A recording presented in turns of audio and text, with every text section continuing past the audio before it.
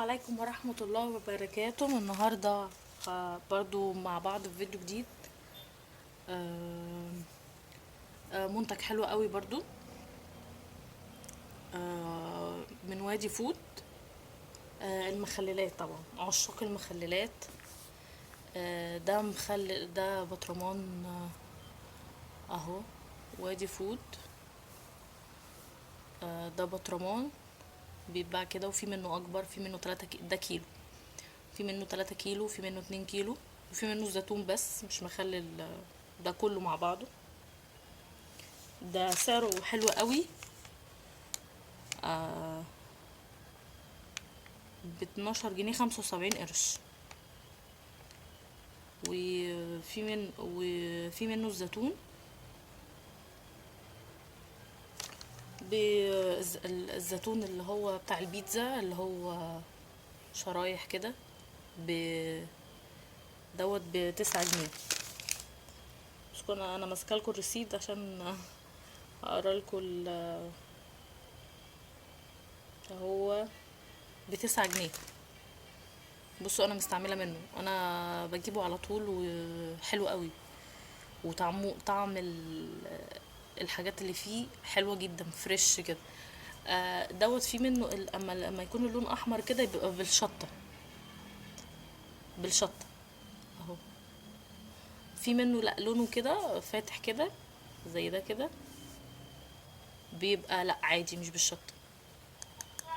ده حلو جدا، حلو قوي. وسعرهم رخيص ومنتجاتهم حلوه جدا. هو برضو صناعة مصرية، بس حلو جدا جدا جدا فوق يعني ما تتخيلوا.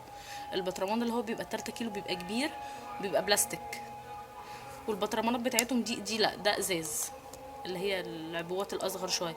البلاستيك ممكن تستفادي منه وتعملي منه حاجات كتير، يعني تجيبي منه حاجات كتير.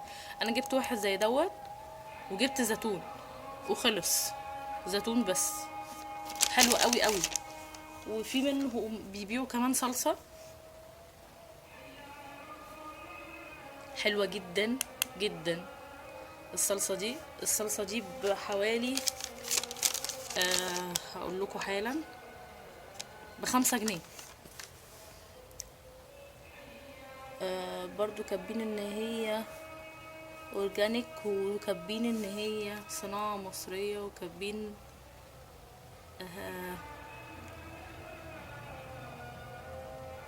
دي 325 جرام. حلوة جدا جدا، والبطرمانات بتاعتهم شكلها حلو قوي وشيك، وممكن تستعمليهم في حاجات كتير، في حاجات كتير اوي. انا عندي بطرمانات من دي كتير جدا فوق ما تتخيل.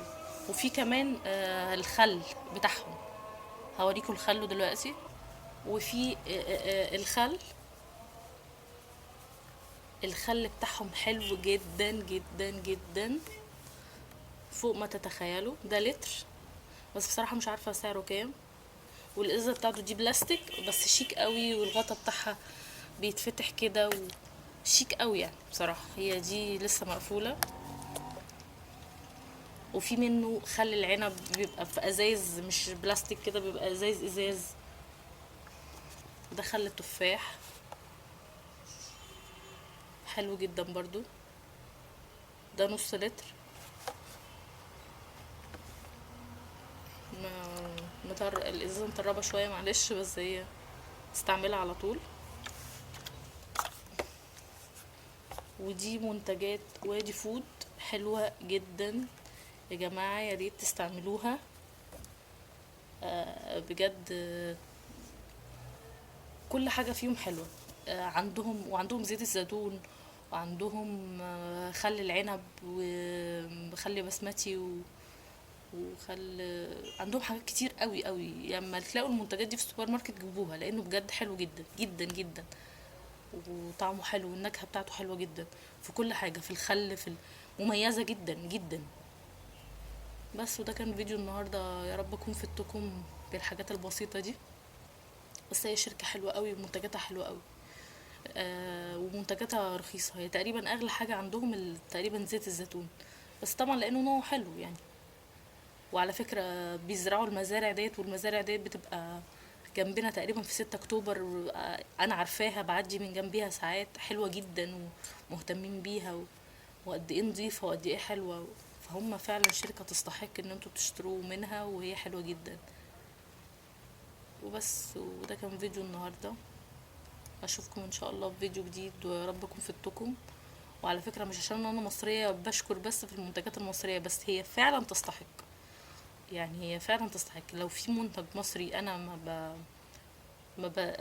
ما بحبوش، مش هطلع اعمل عنه ريفيو اكيد. بس، وده كان الريفيو بتاع النهارده. يلا اشوفكم ان شاء الله على خير. يلا باي باي.